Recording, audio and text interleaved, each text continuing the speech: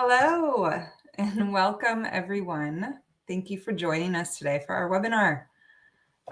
First things first, can everyone see me, hear me, see our slides? Just send a message through. Okay. Wonderful, great. Okay, so my name is Kristen Avon and I am the Senior Legal Officer here at Vaultinum. For those of you who don't know, just get the slides. Okay. For those of you who may not be familiar, Vaultinum, we are a European trusted third party. We specialize in the protection and audit of digital assets. This means that we provide solutions to businesses to secure their intellectual property, ensure the continuity of their business, and we also help them to mitigate cyber and software risks. And here today to discuss with us is cybersecurity expert Eva Tashiba. She is the co-founder and cybersecurity management lead of Brussels-based cybersecurity consulting firm Cyan.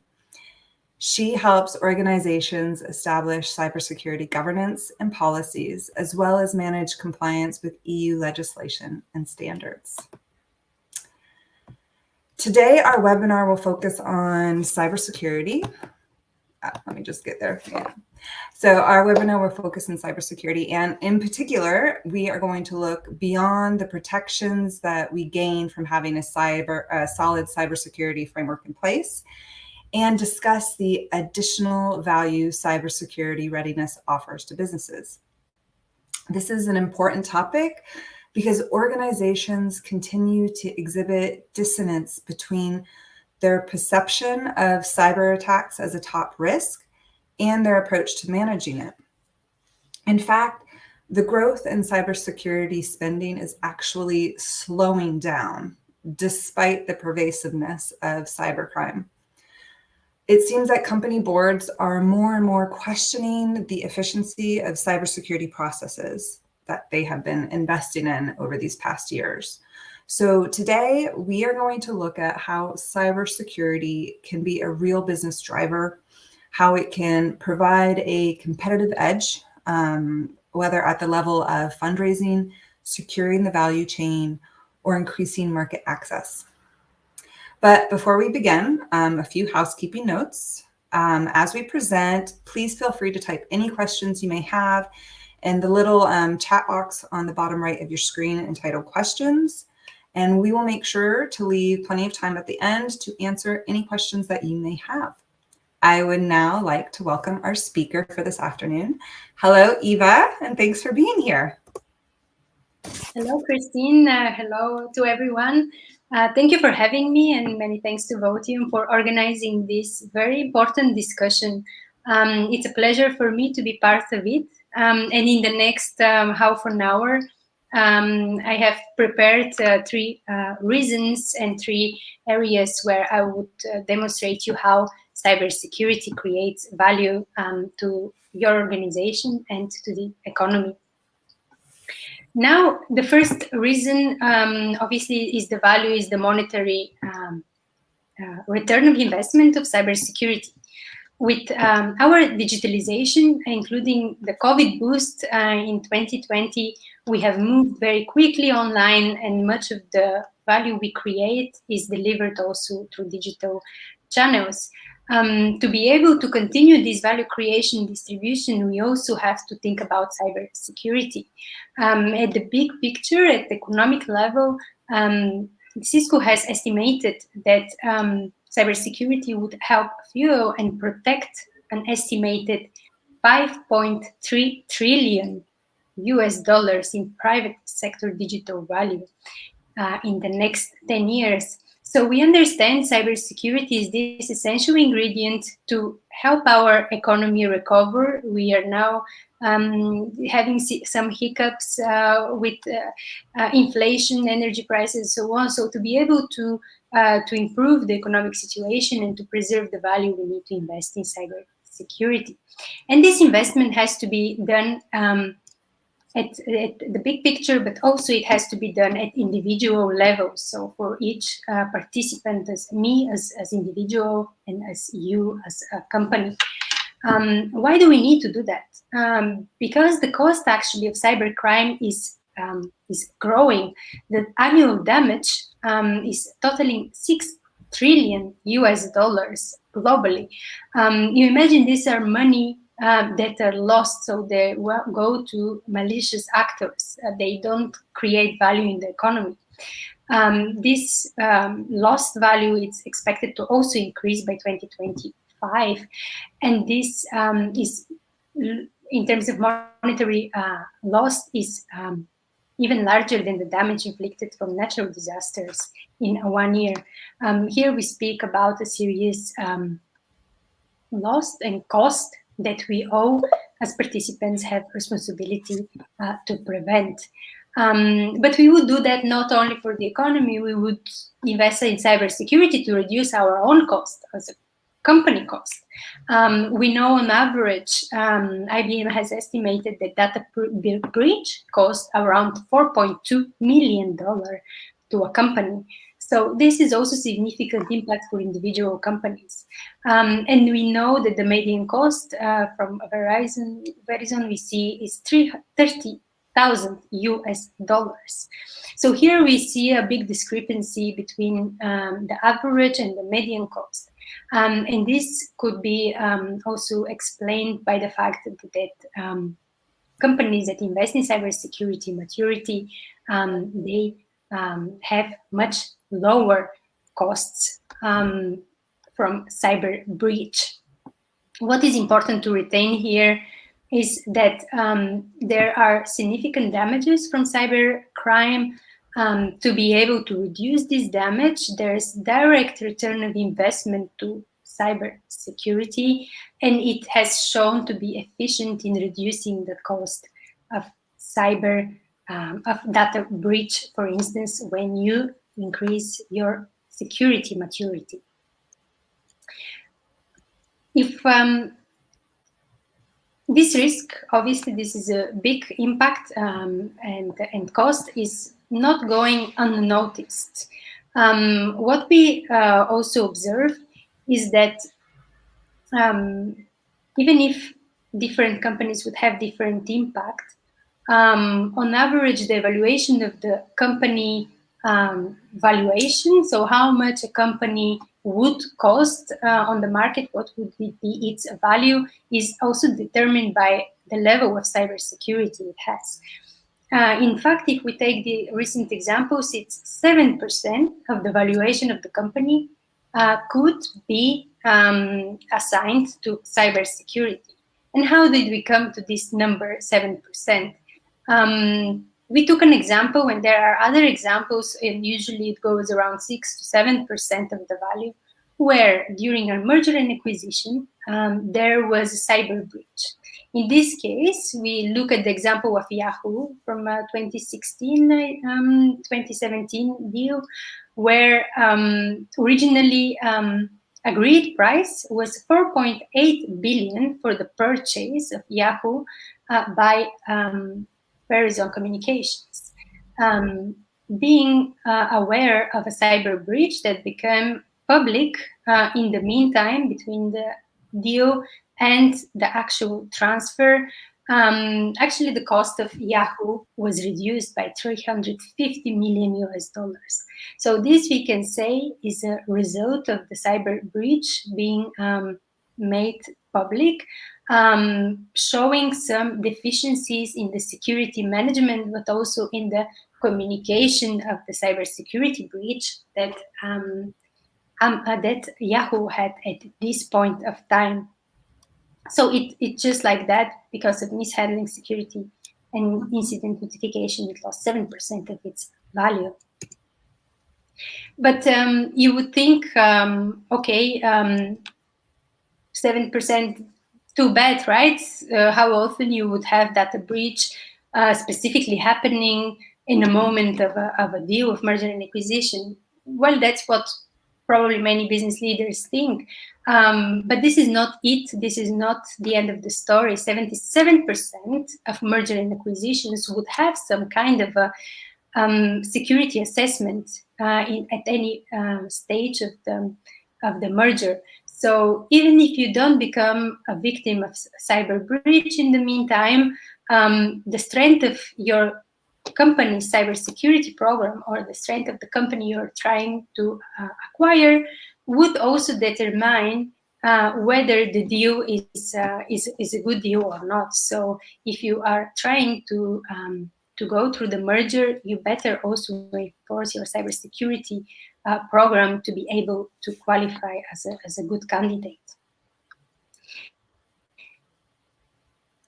And what often I also hear from clients, from people in my environment is, yeah, right, cybersecurity, that's important for the Yahoos, the Googles of the world, the digital companies. Why would it concern me, a small producer somewhere on the countryside? Well, we see that in 100% of the cases during merger and acquisition case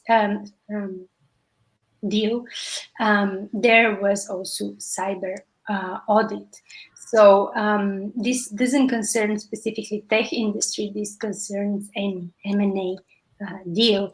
Why is it important? You imagine, coming back to my introduction in the beginning, the way we create value nowadays is very much brought online. The data that we process, the processes that we have in our company, they all depend at some point, maybe not completely, but at some point, to digital channels, and being subject to cyber attack could either reduce the value by wiping the data, for instance, of your clients. It could also have reputational damage, or it could actually stop your company from doing business.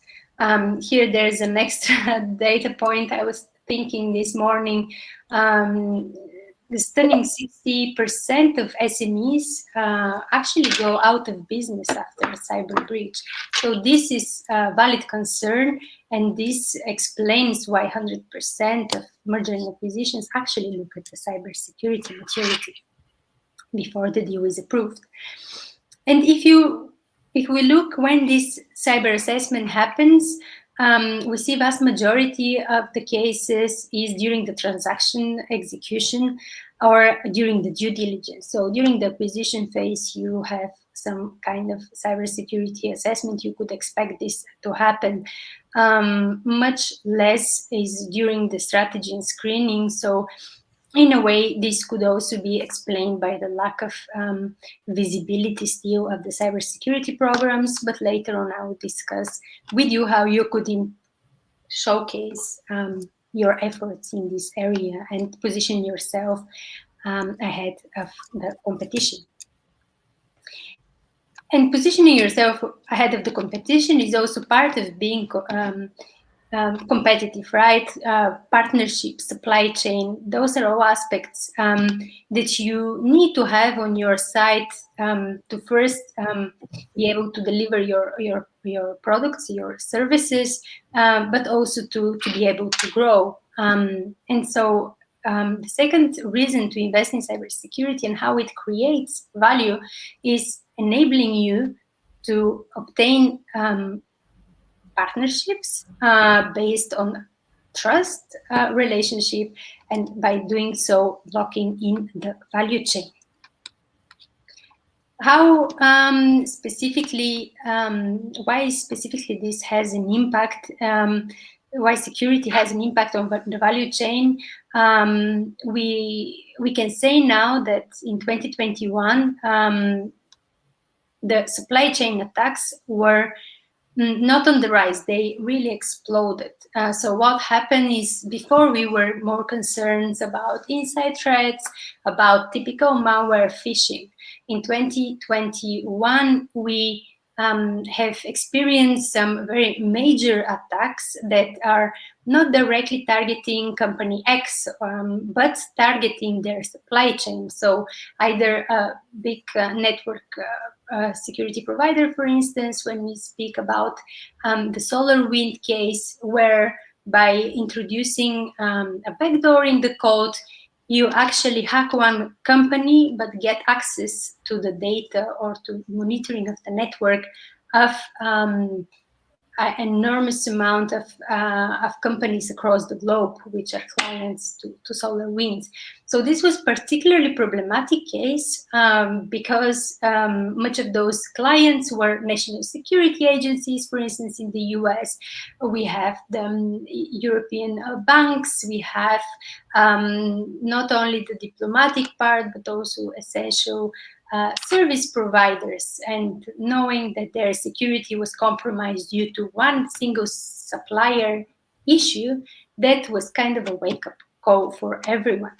And ENISA here, this is slide from them, also recognized 62% of the attacks exploit the trust of customers in their supplier.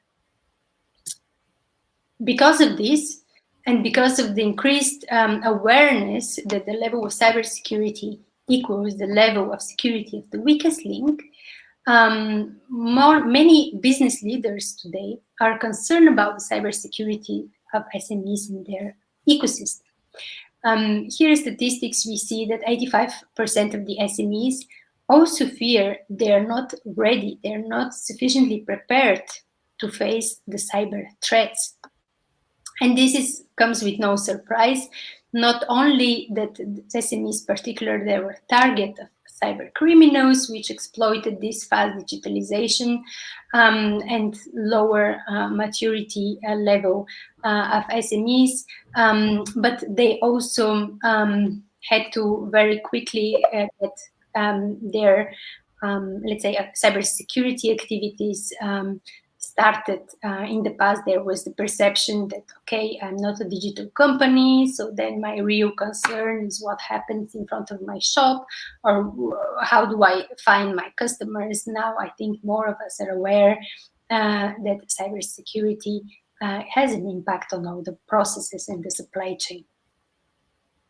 And this combination actually of many SMEs feeling they're not ready, and many business leaders being concerned about the cyber security of the supply chain means that European and in general SMEs are losing competitive advantage because they cannot prove themselves a trustworthy, let's say, security prepared company yet to strike those business deals.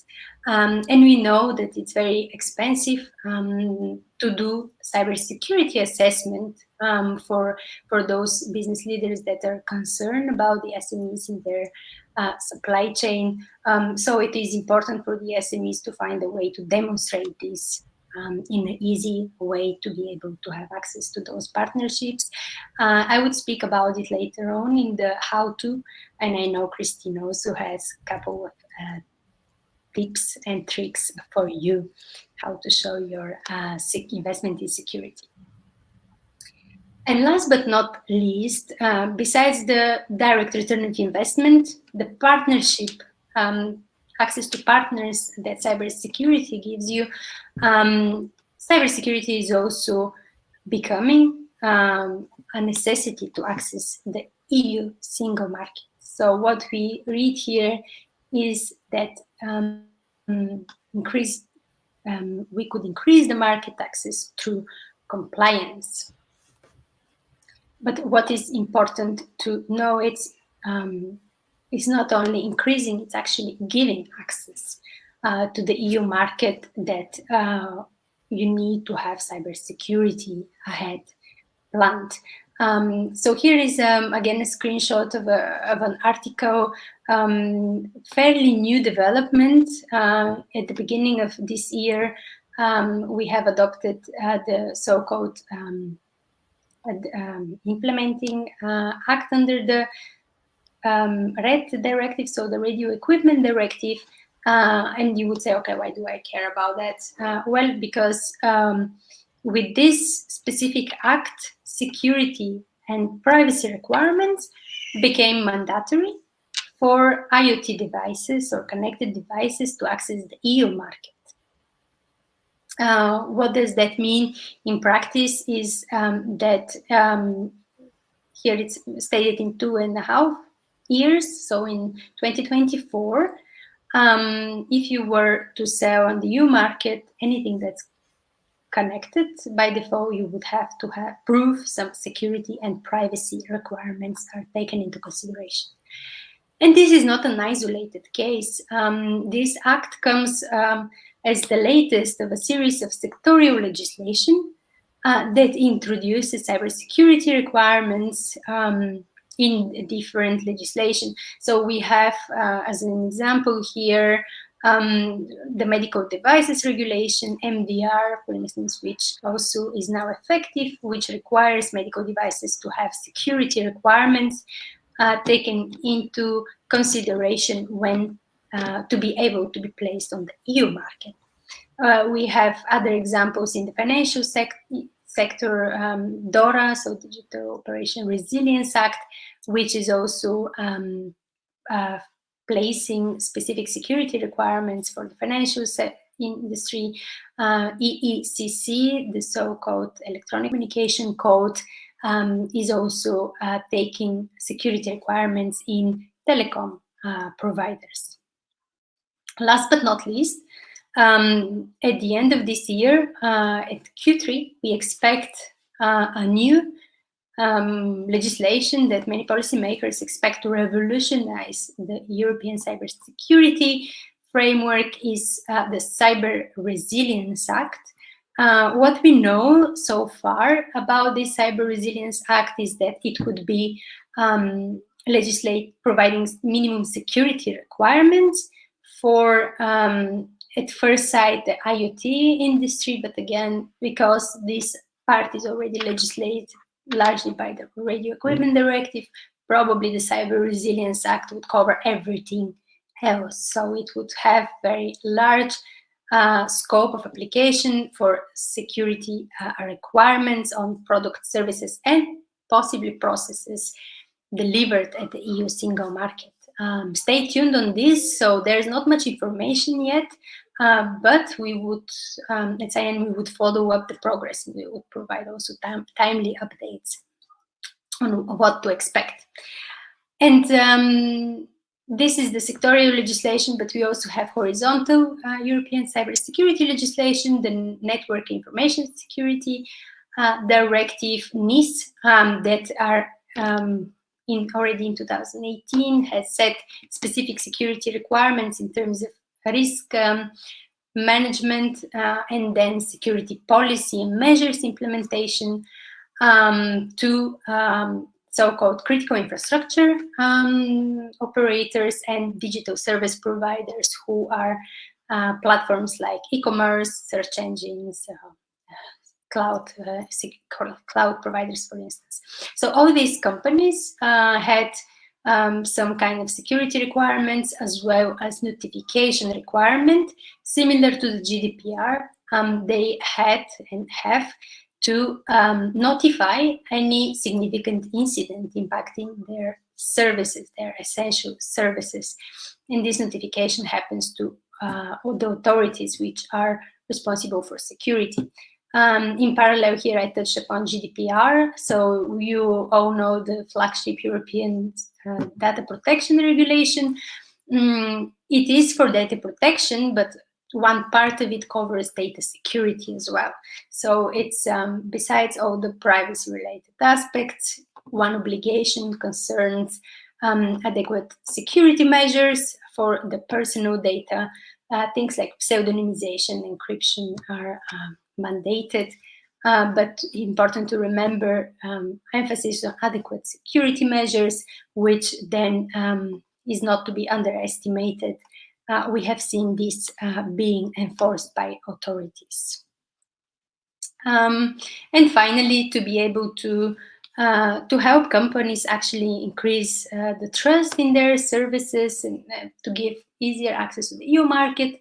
The European Commission with ENISA has proposed and work now on European security certification for products, processes, and services that would be valid across the EU. So with one certification, you would be able to prove compliance in different member states, which was not the case until now. We had national security certification schemes, for instance, in France, Netherlands, UK, when until now you would have to go and certify against this specific scheme for this specific member state. And if you want to sell the same product in another country, you would have to certify there as well. So this, thankfully, is going to be over. We would have European certification. And so far what we had prepared is the EU Cloud Services certification scheme, which is going to be adopted any now. So we know all the details about the certification. We know what are the different assurance levels.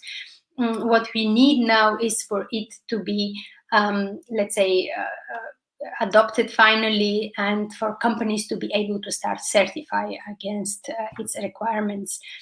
In parallel, we also have the EU CC, the Common Criteria Certification Scheme, which focuses on more security trust services. Think of chips, for instance, or ID cards, or passport readers. So more specific products and services, that products actually that also has a very strict security requirements, and this would be the European certification that you would be able to sell your products on the EU market. In the making, we also have 5G cybersecurity certification, and then later on we would have one for IoT. It's important to remember this because to sum up, so cybersecurity is necessity to access the EU market, and adherence to security standards and certification facilitates this access.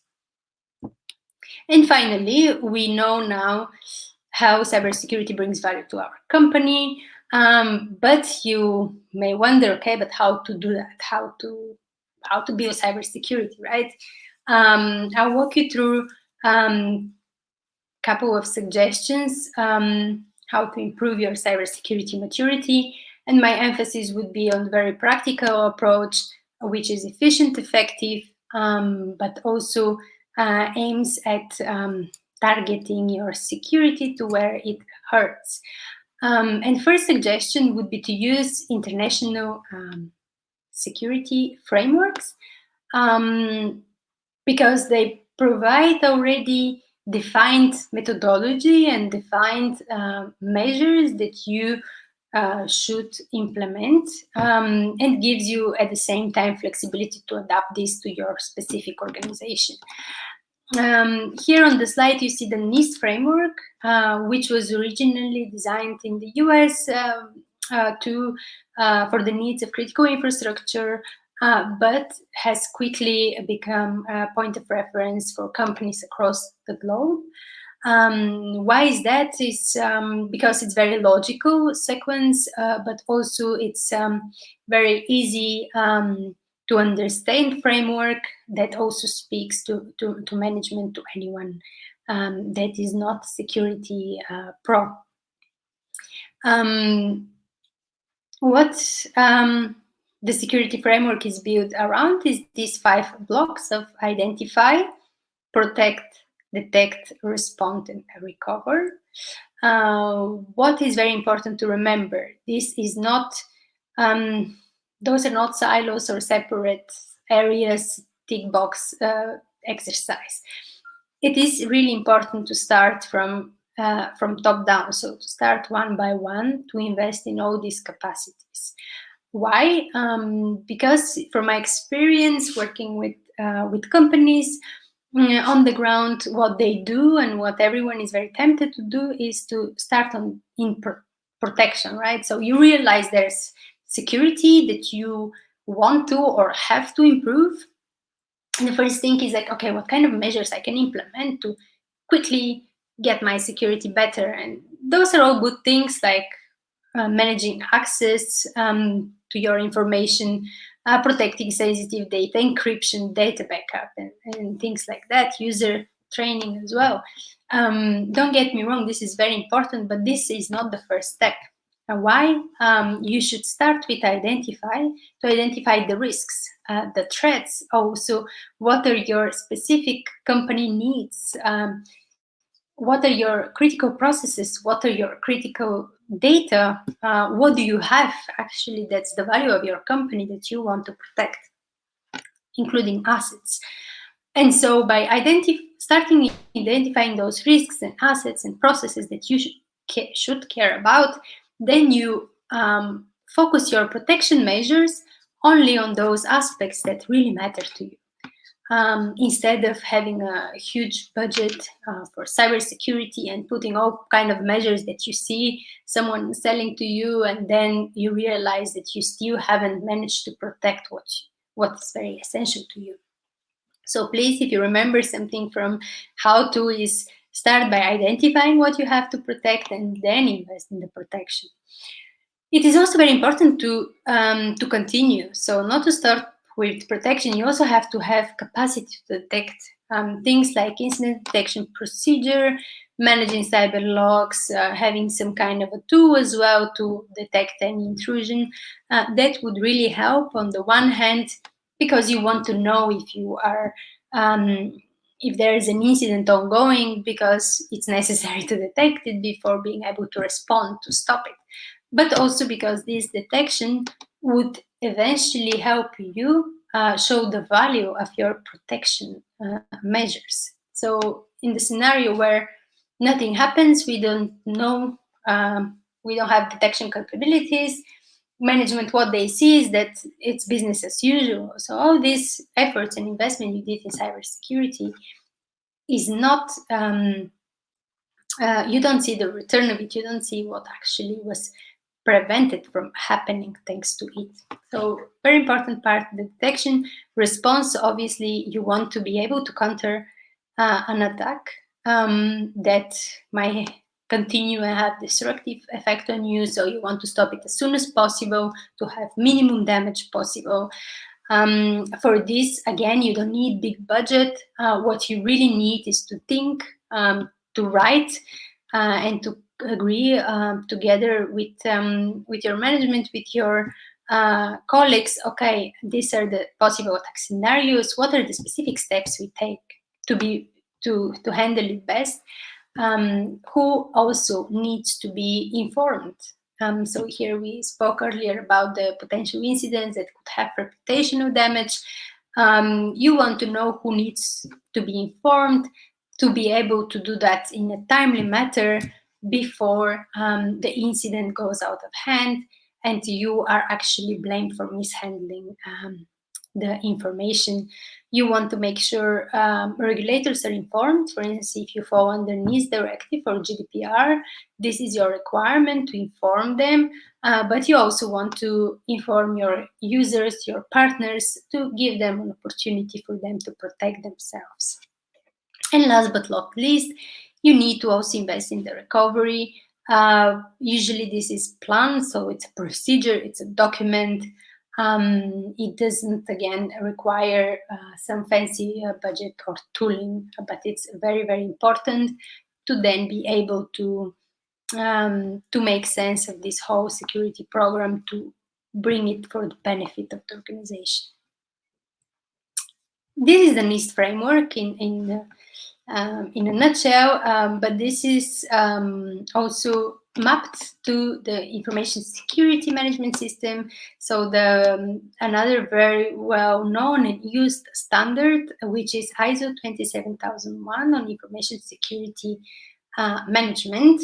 And here I would like to refer also to ISO 9001, because this is a standard that's for quality management, which many companies that are not necessarily digital or not yet advanced in their security journey might know, because it's very important for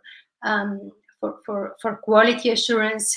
So what I want to mention here is that this ISO standards 9001 is very similar to 27001, so don't be afraid to go and look into it. What you have built already would help you to implement information security standard, just having the security aspects into consideration in your business processes and organization. So this is in a nutshell what the ISO 27001 stands for. You have the business aspects to consider and to engage in your security, protection of information security. You also have the processes which are going on the so famous Plan, Do, Check, Act circle, with the idea that we all start small, we plan what we want to implement, and then we check how it works and improve it, so that next year we would improve our maturity. There is no big bang expectations that from a day to another you would be the fortress of cybersecurity. And it also, these standards give you documents, let's say tips of what specific aspects you need to cover in your policies. They call it cyber controls, for instance. Here you have some example on asset management policy. So what controls you should include in your asset management policy, access control, cryptography, and so on. Those are, let's say, good practices that you should consider for defining at your policy levels, and then working with the different team in implementing this on the ground. And now I just wanted to mention that cybersecurity, as I just presented it, Plan, Do, Check, Act, gives you an idea. It is not a sprint, it is a marathon. So it would be a journey that you have to onboard at some moment because of all this value that I just showed to you. But it's important to know that there are defined pathways that would make your journey easier, that would make it also more efficient, so that you would achieve your objective in security in the best possible way without spending billions. For this, do use international standards. They're not only easy pathway for you to get there, but also they speak to regulators and to partners. So you would have easier way also to communicate your commitment to security to those, let's say, important stakeholders. And now I'm looking at Christine, because I know that she also has some tips for you on how to embark on your cybersecurity journey. Thank you, Eva. Thank you so much. So I'm just going to close this out real quick and speak briefly on what Vaultinum can offer you on your cybersecurity journey, like Eva says. Let's see. So I think it's worth repeating. The total cost of worldwide cybercrime last year reached approximately $6 trillion US. And it's really not surprising at all that more than 2/3 of business leaders surveyed feel that their cybersecurity risks are increasing. So here at Vaultinum, we have created a suite of solutions that delivers the tools to help companies gain critical knowledge of their cybersecurity environment. So this is the Know Your Software, the KYS solution. It is a two-part tool made up of the KYS online assessment and KYS tech due diligence. So first, the online assessment, like its name implies, is an online self-auditing system. It is made up of a series of questionnaires which evaluates the core areas of a company, including cybersecurity. So it works overall by gauging a company's organization and management from several standpoints, such as good practices, risks, risk compliance, and so forth. And it does this by reference to international standards and industry best practices. At the end, it identifies the strengths and weaknesses of the company and provides real recommendations for improvement. The cybersecurity online assessment is divided into 5 main sections, and it looks at an organization's cybersecurity practices in terms of organization, data management, certification, and infrastructure.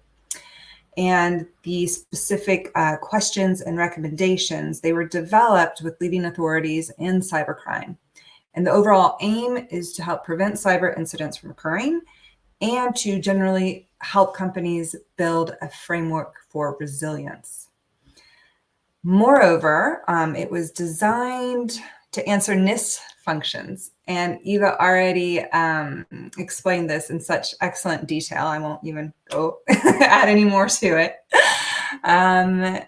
Yes, and our second part of Vaultinum's cybersecurity solution is the KYS Tech Due Diligence tool.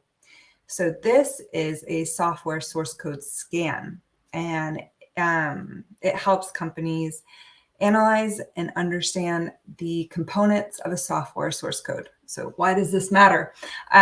Where online assessment verifies whether a company, for example, has the adequate training in place, for employees to not click on suspicious links in an email to allow hackers to gain access into their system. The software scan looks for vulnerabilities in the source code itself. So Eva also mentioned the SolarWinds scandal. Well, this is where the hackers exploited a flaw in the SolarWinds software that allowed massive access to hundreds of government computer systems. And it works very simply. And the first step is you upload your source code to Vaultinum's secure online platform. And then the code is scanned to identify potential weaknesses and vulnerabilities.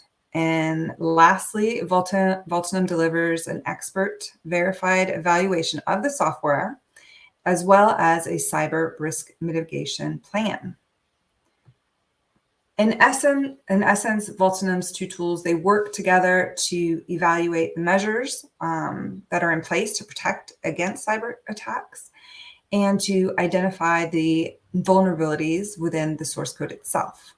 So I like to think about it as if we're protecting or securing a house.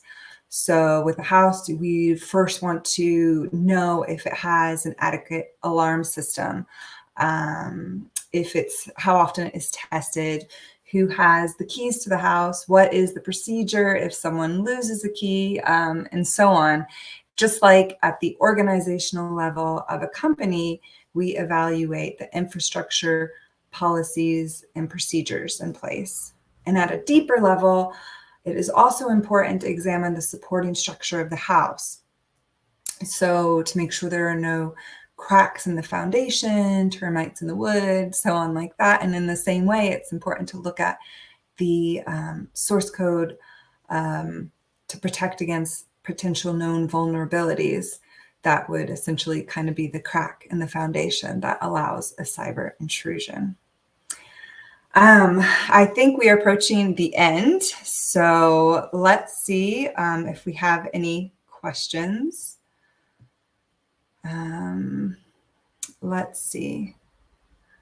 I have one question. I think this one's for you, Eva. Can my company implement cybersecurity measures if we don't have an IT team? Yes, absolutely. So it's very embedded representation of cybersecurity of being something very technical, that is some code that you have to understand. No, actually, cybersecurity is about people and processes.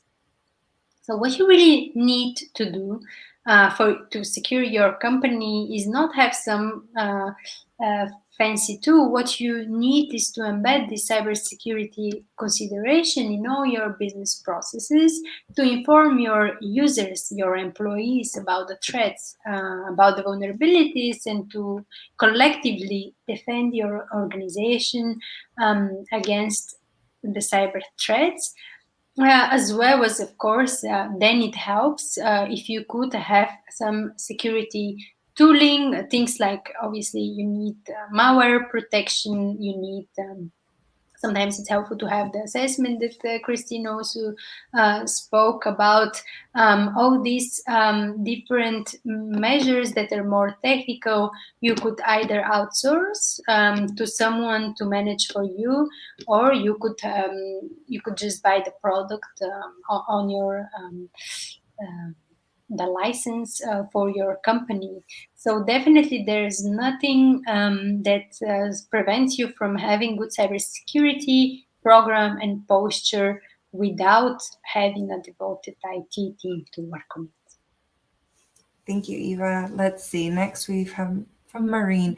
Do you provide additional assurances for the online audit? So if I ask a supplier or a vendor to do the audit, do you verify the responses somehow?